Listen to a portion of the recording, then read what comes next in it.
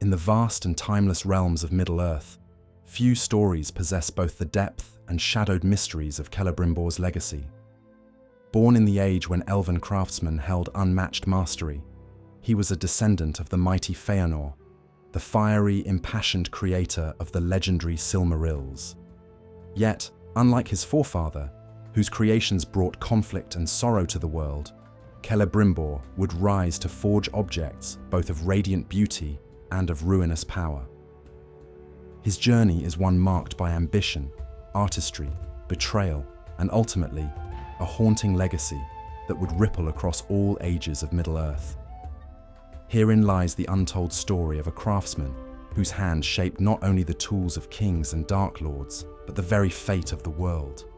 Celebrimbor's story truly begins with the weight of lineage.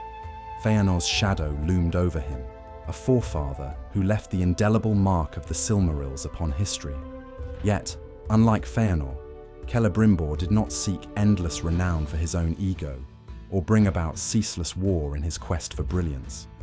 Instead, Celebrimbor's vision was subtler, more noble, though perhaps ultimately equally tragic.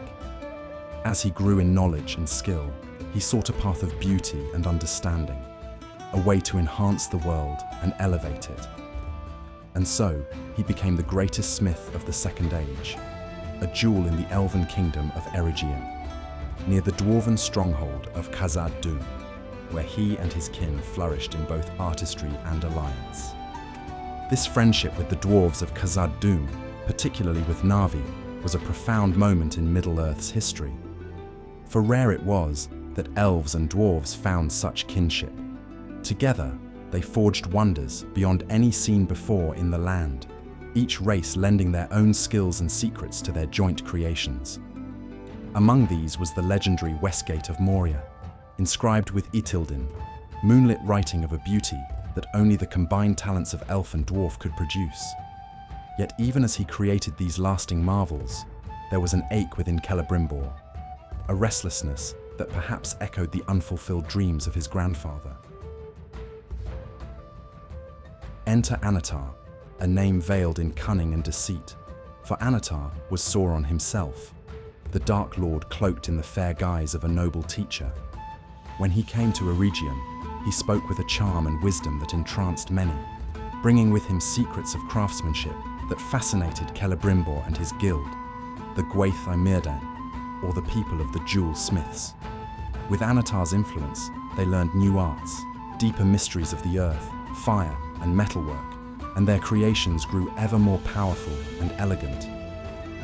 But unlike his kin who trusted Annatar implicitly, Celebrimbor harbored a doubt, a sense that something hidden lay behind Annatar's offers of knowledge and power.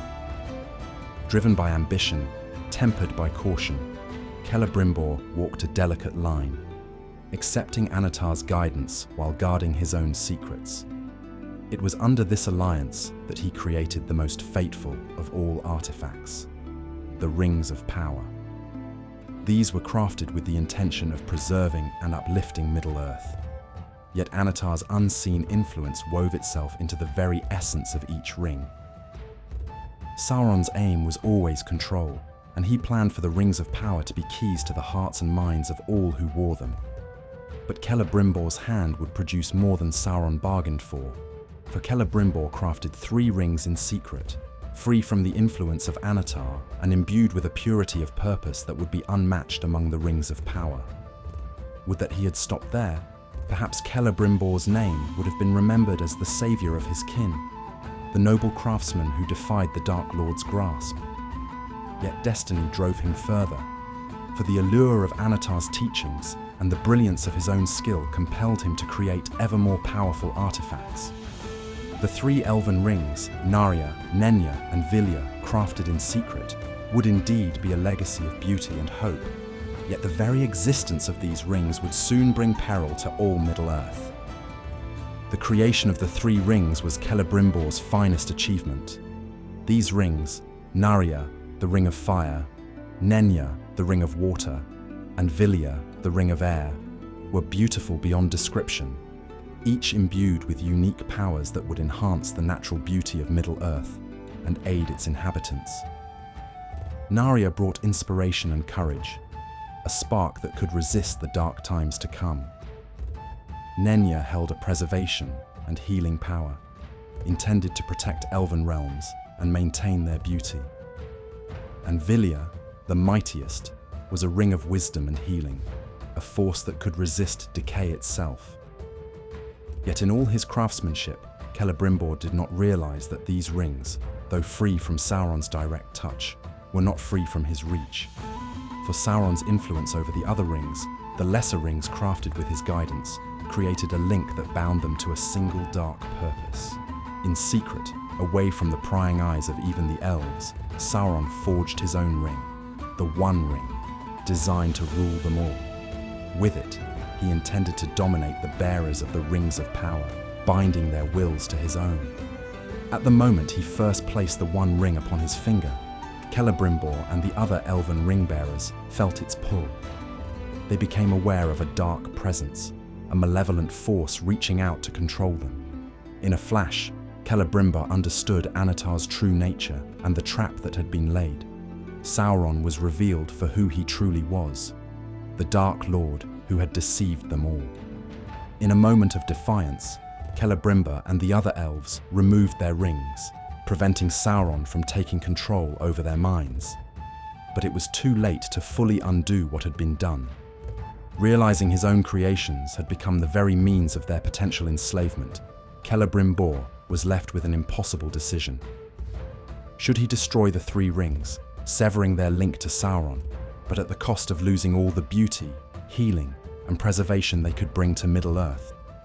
Or should he hide them, preserve them, and hope that someday they might be used for good, free from Sauron's influence? His decision was both tragic and noble. He chose to hide them, entrusting them to the wisest and most powerful of the elven lords. Gil-galad, the High King, took Vilya and Narya, entrusting one eventually to Elrond, the wise steward of Rivendell, and one to Círdan, the ancient mariner of the Grey Havens. Galadriel, the Lady of Light, was given Nenya, which she wore in Lothlorien, enhancing the timeless beauty and protection of her realm. But Sauron's wrath was not easily quenched. The Dark Lord descended upon Eregion with unmatched fury, leading a force of destruction against the elves who had defied him. Celebrimbor, realizing the consequences of his defiance, stood at the heart of Eregion, defending his people and his creations. In his hands, he held the lesser rings of power, the Seven and the Nine, which Sauron would later use to ensnare the dwarves and men, twisting them to his own designs. Celebrimbor's final stand was a scene of courage and heartbreak. Though his skill lay in the forge and not on the battlefield, he took up arms to protect his kin, resisting the forces of Mordor with every last ounce of strength he could summon. But Sauron was relentless. Celebrimbor was captured, and what followed was a tale too dark for many to tell. Sauron sought to extract the locations of the three rings, torturing Celebrimbor in a cruel attempt to break his spirit and gain control over his hidden masterpieces. In a testament to his iron will, Celebrimbor did not betray his secrets, refusing to reveal the whereabouts of the three. His loyalty to his people and to the legacy of his craft held firm, even under the greatest torment. Eventually, Celebrimbor was slain, his body strung up as a banner of Sauron's wrath, a warning to all who would defy the Dark Lord. Eregion was left in ruins, the heart of elven craftsmanship reduced to ashes, and the Gwaith I Myrdain scattered. And yet, Celebrimbor's legacy did not end with his death, for the three rings remained safe, wielded by wise hands that would shelter their power and keep them hidden from Sauron's grasp. Celebrimbor's sacrifice would not be in vain. The three rings would endure, serving as a beacon of hope and resilience for the free peoples of Middle-earth. The wisdom and beauty Celebrimbor had infused into them would continue to counteract the darkness of the One Ring, preserving realms like Rivendell and Lothlorien as refugees against the encroaching shadow. In a world that grew dimmer with each passing year, the light of the three remained undimmed, a lasting testament to the noble intent and sacrifice of Celebrimbor. who dared to dream of a Middle-earth free from corruption and decay. Celebrimbor's death marked the end of Eregion, but his legacy endured through the power and mystery of the Three Rings and the tragic fate of the Seven and the Nine. The Seven Rings, given to the Dwarven Lords, did not bring about the domination Sauron had hoped for. Unlike men, the dwarves proved stubbornly resistant to his control, their hardy nature and fierce independence refusing to yield to his will. Yet even without controlling their minds, Sauron found that the Seven still served his dark purposes. For the dwarves, the rings intensified their natural lust for wealth, stoking a hunger for gold that would lead many to ruin. This greed, though it could not corrupt the dwarves' spirits entirely, brought envy, pride, and eventually even tragedy to their halls. Kingdoms rose and fell, alliances fractured, and hidden wealth drew the attention of darker forces, including dragons, who destroyed several dwarven strongholds in pursuit of their hoarded treasures. Though they retained their independence, the dwarves who wore the Seven were never free from the shadow of Sauron's influence, as their kingdoms suffered the repercussions of a desire for riches inflamed by the power of these rings. The Nine Rings, however, brought about a very different fate. Given to powerful kings and sorcerers among men, the Nine achieved precisely what Sauron had intended. Over time, the bearers of these rings, lured by visions of glory, immortality, and dominion, succumbed to their gifts, their wills bending to the Dark Lord's command. They became the Nazgul, the Ringwraiths, Sauron's most feared and loyal servants, bound eternally to him and his one ring. The Nine Rings stripped their bearers of physical form and freedom, trapping them as shadows who would forever do their master's bidding. The transformation of these once proud men into spectral enforcers of Sauron's will was one of Celebrimbor's unintended legacies, a perversion of his craft that haunted Middle-earth from that day forward. Though he had intended his rings to preserve and enhance life, the Nine instead twisted it into an unending servitude to darkness.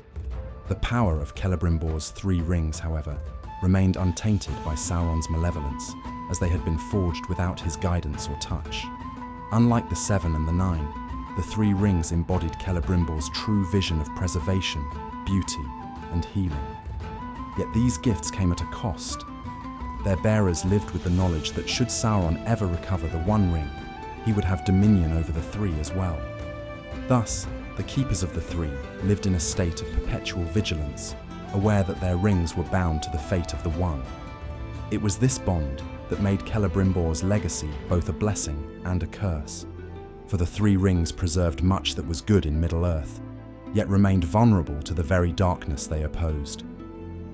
For centuries, Elrond, Galadriel, and Círdan guarded their rings, each using its power sparingly and always with wisdom. Vilya helped sustain Rivendell, allowing it to remain a sanctuary and a stronghold of knowledge in an increasingly perilous world. Nenya, in Galadriel's care, shielded Lothlorien from the decay of time, preserving its beauty and power against the encroaching shadow. And Narya, the Ring of Fire, first held by Círdan and later gifted to Gandalf, imbued its bearer with the power to inspire courage and resilience, a flame of defiance against the growing darkness. Through these rings, Celebrimbor's dream of preserving the Elven realms was realized, even as Sauron's influence grew and spread across Middle-earth. Yet Celebrimbor's legacy went beyond even the Three Rings, as his story became a legend among elves, men, and dwarves alike. His defiance against Sauron's deception served as a warning and an inspiration, a tale of courage that would resonate throughout the ages. The wisdom he imparted to the Gwathi Myrdain endured, though Eregion itself was lost, and his artistry was remembered as a pinnacle of elven craftsmanship. Even the dwarves of Khazad-dûm preserved his memory, honoring the friendship they had shared, for he had been one of the few elves who truly valued their unique skill and knowledge. Through these bonds and memories, Celebrimbor's legacy lived on, a testament to his artistry and his valor, long after the destruction of his homeland. As the Third Age dawned, the echoes of Celebrimbor's life and work could still be felt. Rivendell and Lothlorien stood as bastions of peace, and the three rings continued to resist the corruption of the One. However, as Sauron began to regain his strength and the shadow in the east grew darker, the legacy of the rings was placed in even greater peril. Celebrimbor's creations, meant to preserve the beauty and hope of Middle-earth, now teetered on the edge of becoming instruments of the Dark Lord's return. It was a delicate balance, and as the War of the Ring approached, the fate of Celebrimbor's legacy hung in the balance, tied to the struggle between Sauron's One Ring and the free peoples of Middle-earth. As the War of the Ring unfolded, Celebrimbor's legacy entered its most critical chapter. With the discovery of the One Ring in the hands of Frodo Baggins, the stakes surrounding Celebrimbor's work had never been higher. The existence of the three rings, held secretly by Elrond, Galadriel, and Gandalf, became even more perilous as Sauron's reach extended and his awareness of the ring-bearers grew sharper. Should he recover the One Ring, the three would fall directly under his control, and the last sanctuaries of Middle-earth would be helpless against the darkness that Sauron would unleash.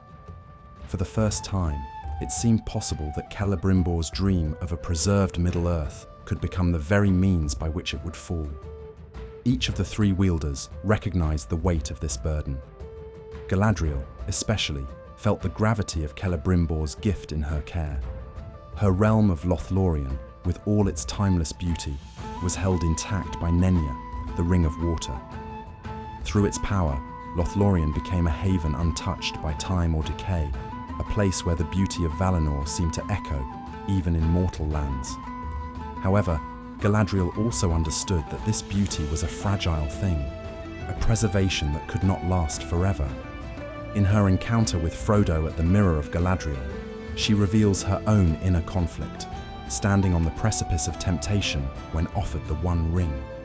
She ultimately rejects it, knowing that her true strength lies not in domination, but in stewardship, in preserving Celebrimbor's legacy without bending it to her will. This moment was as much a tribute to Celebrimbor's work as it was to her own wisdom, for she upheld his vision of preservation rather than wielding it as a weapon. Gandalf, as the bearer of Narya, the Ring of Fire, carried Celebrimbor's legacy in a unique way. Narya, a ring of inspiration and defiance, represented Celebrimbor's wish to counter despair and kindle hope in the hearts of those who fought against darkness. Through Gandalf's many deeds, this power was fulfilled. He used Narya not to protect any single place or kingdom, but to rally the free peoples, to ignite courage and resilience in a time when all hope seemed lost. In Gandalf's hands, Narya symbolized the enduring spirit of Celebrimbor, who, even in his darkest hours, had not succumbed to Sauron's will. By guiding Gandalf's actions, Narya ensured that Celebrimbor's legacy would be a beacon for all those who stood against tyranny. As Frodo's journey brought the One Ring closer to the fires of Mount Doom, Celebrimbor's legacy became interwoven with the fate of all Middle-earth. The power and beauty of the Elven realms, preserved by the three, were bound to the destruction or survival of the One. In Rivendell, Elrond felt the tension acutely, knowing that his sanctuary depended upon the outcome of a quest that lay far beyond his control. Like Galadriel, Elrond recognized that the three rings represented both salvation and a kind of sorrow. Sorrow for a world that was fading, for a beauty that could not last, but also for a chance to preserve a fragment of that beauty in the face of an uncertain future. Finally, at the end of all things, when Frodo stood upon the precipice and the One Ring was cast into the fires of Mount Doom, Celebrimbor's story came full circle. With the destruction of the One Ring, Sauron's power was shattered, but so too was the bond that held the three rings' magic to Middle-earth. In that final moment, the magic of the three rings began to fade, and with it, the elven realms that Celebrimbor had hoped to preserve were relinquished to time. The fair Lothlorien would begin to diminish. Rivendell too would face the tides of change. The legacy that Celebrimbor had poured into his creations, the beauty and power he had imbued within them, was now a memory, a dream that would pass into legend. And yet, Celebrimbor's influence did not vanish.